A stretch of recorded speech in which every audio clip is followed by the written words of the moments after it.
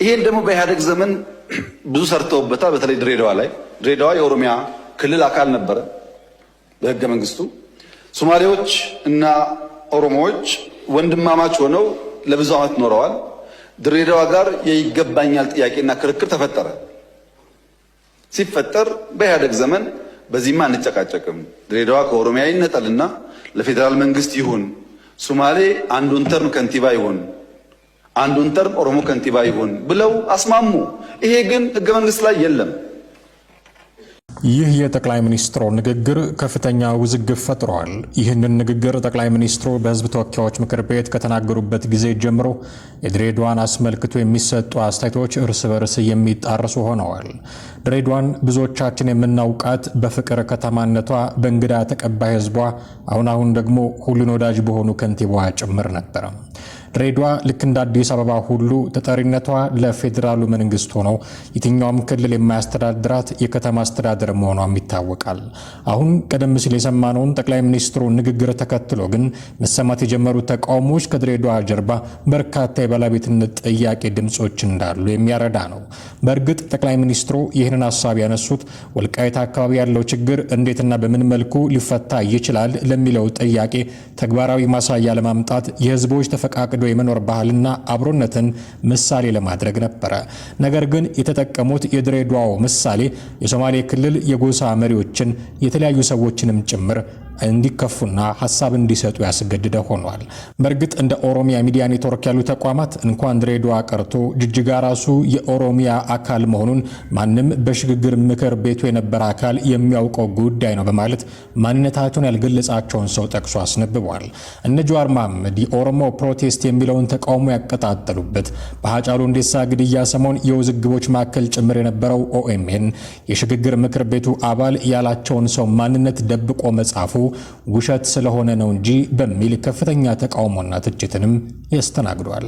ውጭ ሀገር ሆነው ፖለቲካችን ላይ ሐሳብ ከሚሰነዝሩ ሰዎች መካከል አንዱ የሆነው ሞገስ በበኩሉ ድሬዳዋን አስመልክቶ የተነሳውን ጥያቄ እንዲህ ይሞግታል። አንደኛ፣ ከኢህአዴግ በፊት ክልል የሚባል አወቃቀር ነበረ ወይ? ሁለተኛም፣ በሽግግር ጊዜ ድሬዳዋ በምን መልኩ ነበር ትተዳደር የነበረው?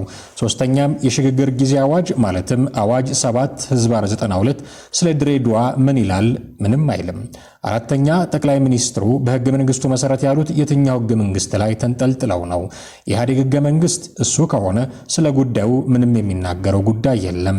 በኦሮሚያ ክልል ህገ መንግስት እሱ ላይም የኦሮሚያ ክልል ወሰን በሁሉም አቅጣጫ ተገልጿል፣ ድሬዳዋን አያካትትም።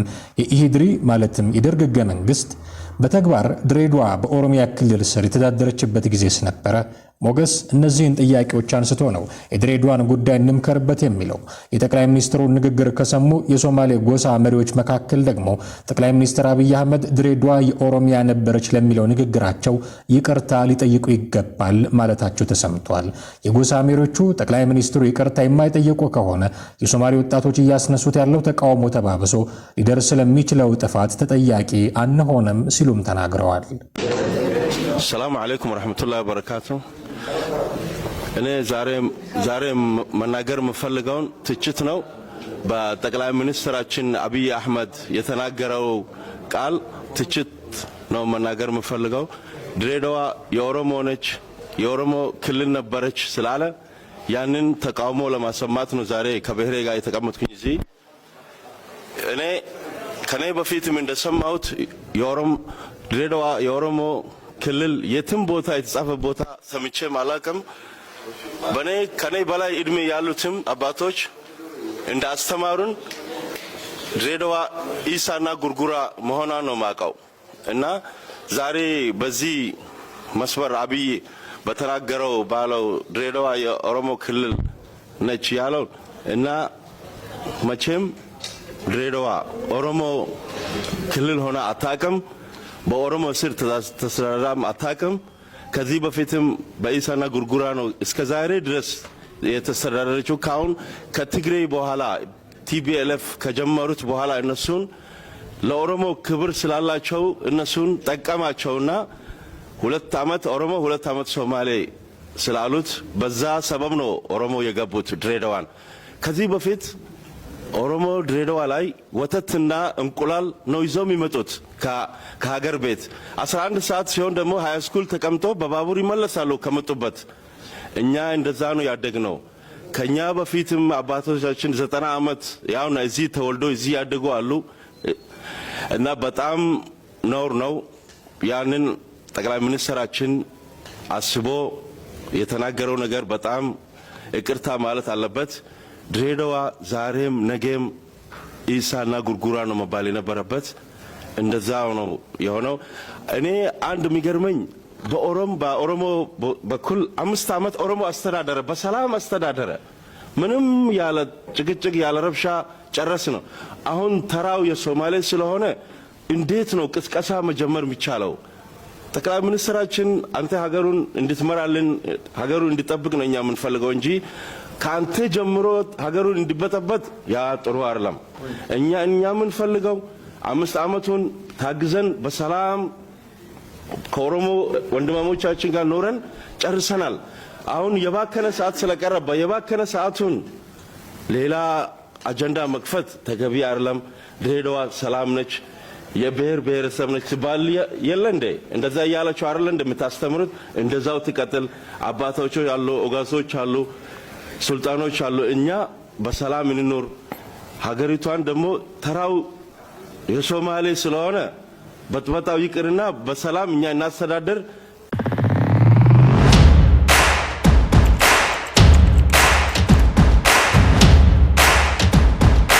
ሰራዊቱ በተለያዩ አካባቢዎች በሸኔና በፋኖ ቡድን ላይ ሰብአዊና ቁሳዊ ኪሳራ አድርሻለሁ አለ። የሪፐብሊኩ ጥበቃ ኃይል ክፍለ ጦር በተሰማራበት የግዳጅ ቀጠና አመርቂ ውጤት እንዳስመዘገበም ተነግሯል። በሰሜን ሸዋ ዞን ያያ ጉለሌ አካባቢ በተደረገው የተቀናጀ ስምሪት የቡድኑ ሻምበል አመራር የነበረ ጃል ፍሮምሳን ጨምሮ 16 የሸኔ ቡድን አባላትን በመደምሰስ 3ቱን መማረክ እንደተቻለም ተነግሯል። ከጠላት ትጥቅ፣ ክላሽ፣ የክላሽ ጥይቶች፣ ሽጉጥ፣ ቦምብ፣ የብሬን ጥይት በመማረክ የአሸባሪውን ቡድን በመቅጣት የአካባቢውን ሰላም መመለስ ተችሏል ያሉት የሪፐብሊኩ ጥበቃ ኃይል ክፍለ ጦር አዛዥ ኮሎኔል ግርማ ደመላው ናቸው። ቡድኑ አሳቻ ሰዓት ጠብቆ ተጓዦችን በመዝረፍና በማፈን የህብረተሰቡን ሰላም ሲነሳ ነበር ያሉት የሱሉልታ ወረዳ አስተዳዳሪ አቶ ሲሳይ በሻዳ በክፍለ ጦሩ በተወሰደበት እርምጃ በቀጠናው የነበረው ኃይል መደምሰሱን ገልጸዋል። በቀለብ ሰፈራና በዝርፊያ የተሰቃየው የአካባቢው ማህበረሰብ የቡድኑ ርዝራዥ ከአካባቢው ጨርሶ እስኪጠፋ ድረስ ከሰራዊቱ ጋር እጅና ጓንት ሆኖ እየሰራ መሆኑንም ተናግረዋል። በተለይም በምዕራብ እዝ የህዳሴ ኮር በተሰማራበት የግዳጅ ቀጠና በሚንቀሳቀሰው ኃይል ላይ ሰብአዊና ቁሳዊ ኪሳራ አድርሰናል ብሏል መከላከያ ሰራዊቱ። የኮሩ ምክትል አዛዥ ኮሎኔል መንገሻ ታከለ መንገዶችን እየዘጋ በየቀበሌው ህዝብ ሲያሸብር የቆየው ቡድን የሰራዊቱን ምት መቋቋም ተስኖት በመበታተል ላይ ነው ብለዋል። በጃዊ ወረዳ የተለያዩ ቀበሌዎች ሲንቀሳቀስ የነበረ ከ100 በላይ ኃይል የተገደለ ሲሆን ገሚሱ ተማርኳልም ብለዋል።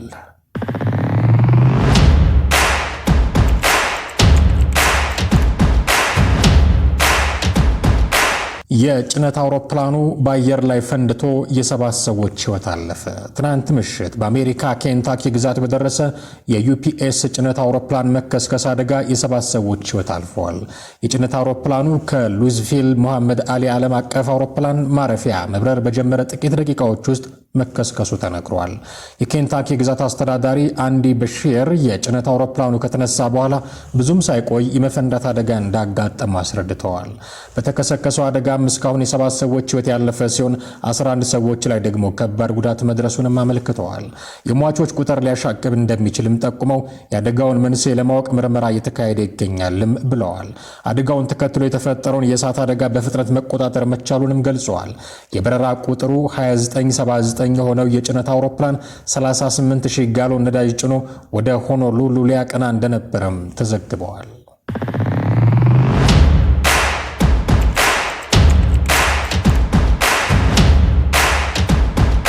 የኤርትራው ፕሬዝዳንት ኢሳያስ አፈወርቂ ከግብጽ ቴሌቪዥን ወይንም ካይሮ ኒውስ ጋር ካደረጉት ቃለ ምልልስ ትናንት ምሽት ተላልፈዋል። የቀጠናውን ሀገራት የውስጥ ችግሮች በመተንተን ሰፊ ማብራሪያም ሰጥተዋል። በንግግራቸው እንደ ሶማሊያ፣ ኢትዮጵያና ደቡብ ሱዳን ያሉ ሀገራት የውስጥ ችግሮች በቀላሉ ወደ ቀጠናዊና ዓለም አቀፋዊ ችግሮች እንደሚቀየሩ አስረድተዋል። ወደ ኢትዮጵያ ስንመጣ ላለፉት 30 ዓመታት ያየነውን ሁኔታ የብሔር ክፍፍሎችንና አለመረጋጋትን ስንመለከት ይህ የሀገር ውስጥ ችግር ብቻ ሳይሆን የቀጠናውና ዓለም አቀፉ ማህበረሰብም ችግር ይሆናል ሲሉ ተናግረዋል። አክለውም የሶማሊያ አለመረጋጋትም ሆነ የደቡብ ሱዳን የእርስ በርስ ጦርነት የሀገር ውስጥ ጉዳይ ብቻ ሆነው እንደማይቀሩም ገልጸዋል። በመጨረሻም ፕሬዝዳንት ኢሳያስ የቀጠናው ሀገራት ሰላምና ጸጥታን ለማስፈን እንዲሁም ጎጂ የሆኑ የውጭ ጣልቃ ገብነቶችን ለማክሸፍ በጋራ ሊሰሩ እንደሚገባም አጽንኦት ሰጥተዋል። ፕሬዝዳንቱ በትናንቱ ቃለ መጠይቅ የሚናገሩት ሁሉ ሲጠፋባቸውም ተስተውሏል ተብሏል። ከወትሮ በተለየም መደናገጥ ውስጥ እንደገቡም ተመላክተዋል።